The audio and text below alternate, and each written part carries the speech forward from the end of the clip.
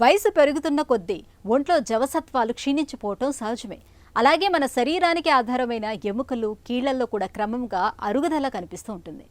ముఖ్యంగా మన కదలికలకు మూలమైన మోకిళ్లు అరిగిపోవటం, వాటిలో గుజ్జు కూడా క్రమంగా తగ్గిపోతూ వస్తుంది. ఫలితంగా చాలా మందికి మోకాళ్ల నొప్పులు మొదలైపోతూ ఉంటాయి.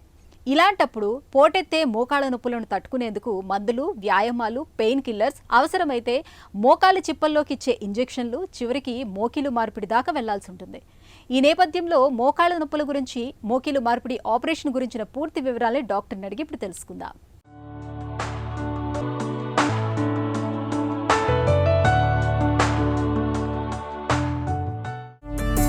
వయసుతో పాటు మోకాళ్ల నొప్పులు ఎందుకు వస్తాయి?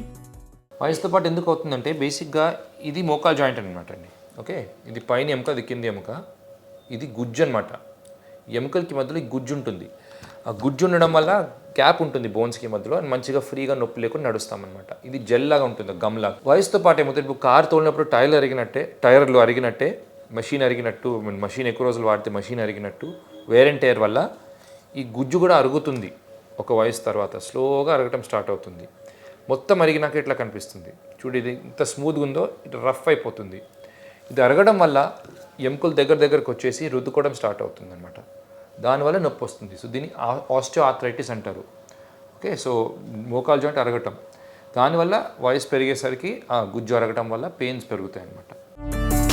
మోకీలు మార్పిడిని ఎప్పుడు సూచిస్తారు?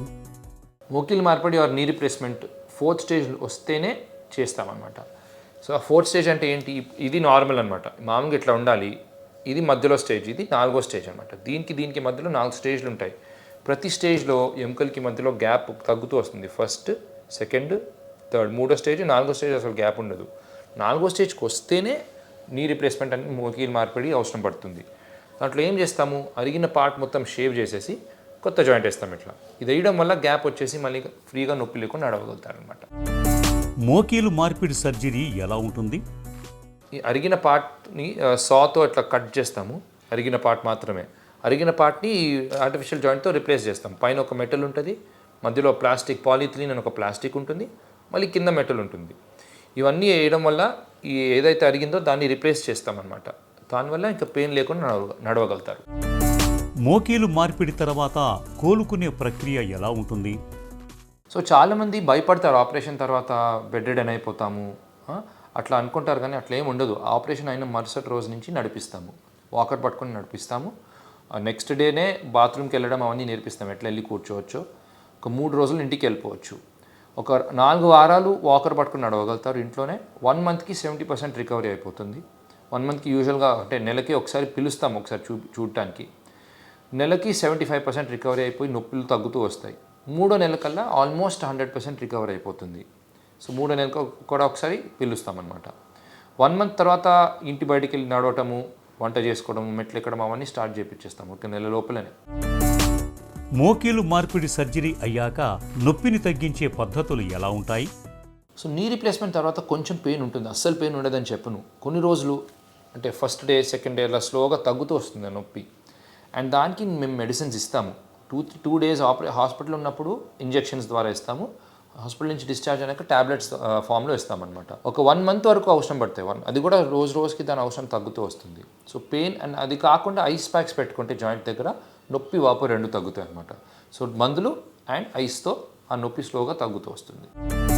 మోకీలు మార్పిడి సర్జరీ తాలూకు ఫలితాలు ఎలా ఉంటాయి? నీ రీప్లేస్మెంట్ రిజల్ట్స్ చాలా బాగుంటాయి. ఎందుకంటే ఇది మోర్ దెన్ 30-40 ఇయర్స్ నుంచి చేస్తున్న ప్రొసీజర్ ఇది. ఈ 30-40 ఇయర్స్లో చాలా అడ్వాన్స్మెంట్స్ వచ్చాయి. అంటే ట్రైనింగ్లో ఇప్పుడు అందరూ నీ రీప్లేస్మెంట్ సర్జన్స్ చాలా మంచి టెక్నిక్స్ నేర్చుకొని వచ్చున్నారు. రెండోది ఇంప్లాంట్స్ ఏవైతే లోపల వేస్తాము ఇంప్లాంట్లు, ఈ టెక్నాలజీతో కొత్త ఇంప్లాంట్స్ లాంగ్ లాస్టింగ్ వేయగలుగుతున్నాము. ఇప్పుడు రోబోటిక్స్ అనే టెక్నాలజీ రావడం వల్ల ఇంకా తక్కువ బోన్ని కట్ చేయగలుగుతున్నాము. సో రిజల్ట్స్ అయితే ఎక్సలెంట్గా ఉన్నాయి. I think more than 98% positive results ఉన్నాయి. అండ్ లాంగ్ లాస్టింగ్ కూడా ఆల్మోస్ట్ 25-30 ఇయర్స్ రావాలి ఇంప్లాంట్స్. సో ఇప్పుడున్న ఇంప్లాంట్స్ అన్నీ మినిమం 25-30 ఇయర్స్ వస్తాయి అన్నమాట. మోకీలు మార్పిడి సర్జరీలో కొత్తగా వచ్చిన సాంకేతిక పద్ధతులేంటి? నీ రీప్లేస్మెంట్లో ఫస్ట్ ఏంటంటే ఈ ఇంప్లాంట్స్ ఏవైతేనో కొత్త మెటీరియల్స్తో వచ్చాయన్నమాట. ఇప్పుడు టైటానియం ఇంప్లాంట్స్, ఆక్సినియం ఇంప్లాంట్స్ అని ఉన్నాయి. ఇదొక అడ్వాన్స్మెంటు. రెండోది రోబోటిక్స్ అంటే ఏంటి, ఆపరేషన్ చేసేది మేమే, కానీ బోన్ని కట్ చేసేటప్పుడు ఆ సా రోబోట్కి కనెక్ట్ అయి ఉంటుంది. సో మనకు కావాల్సిన ఎముకే తీనిస్తుంది, సో అరిగిన పార్ట్ మాత్రమే తీనిస్తుంది అనమాట. దానివల్ల తక్కువ బోన్ తీయడం వల్ల నొప్పి తక్కువ ఉంటుంది, రికవరీ ఫాస్ట్గా ఉంటుంది. రోబోటిక్ విధానంలో మోకీలు మార్పిడి ఎలా ఉంటుంది? సురక్షితమేనా? రోబోటిక్ నీ రీప్లేస్మెంట్ అంటే చాలామంది ఏమనుకుంటారు, రోబోటే వచ్చి ఆపరేషన్ చేస్తుంది, చిట్టి రోబో లాగా, అంటే రజనీకాంత్ లాగా. అట్లా ఉండదు. సో ఈ రోబో ఎట్లా ఉంటుందంటే మేమే చేస్తాం సర్జరీ, కానీ ఆ సా ఏదైతే బోన్ని కట్ చేస్తుందో రోబోట్కి కనెక్ట్ అయి ఉంటుంది. కనెక్ట్ అవ్వడం వల్ల ఏంటి, మనకి ఒక బౌండరీ ఫామ్ అయిపోతుంది. సో మనకు కావాల్సిన ఎముక అరిగిన పార్ట్ మాత్రమే తీనిస్తుంది. సో ఆ సేఫ్టీ వచ్చేస్తుంది దీనివల్ల. అండ్ దానివల్ల బోన్ కూడా తక్కువ తీయగలుగుతున్నాము, అంటే ఎముక తక్కువ తీయగలుగుతున్నాము. దానివల్ల నొప్పి తక్కువ ఉంటుంది, రికవరీ కూడా ఫాస్ట్గా ఉంటుంది అనమాట. మోకాళ్ళ నొప్పుల్ని నివారించుకోవటం ఎలా? అందరికీ మోకాలు రిప్లేస్మెంట్ అవసరం పడదు ఏజ్ వచ్చినాక కూడా. ఓకే, ఇది ఏజ్ రిలేటెడ్ అరుగుదలే, కానీ మీరు ఎక్సర్సైజ్ రెగ్యులర్గా చేసుకుంటే, కొన్ని జాగ్రత్తలు పాటిస్తే ఆ 4వ స్టేజ్కి వెళ్ళకుండా ఆపరేషన్ స్టేజ్కి రాకుండా చూసుకోవచ్చు.